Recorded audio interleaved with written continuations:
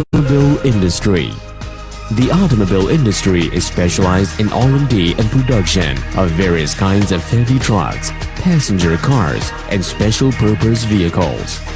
The enterprise has all qualifications for manufacture of and independent export right of complete vehicles. It has formed a development pattern that has manufacturing bases of complete vehicles in Xinjiang and Inner Mongolia, and manufacturing bases of tankers, refrigerating and engineering vehicles in Hangzhou and Wuhan.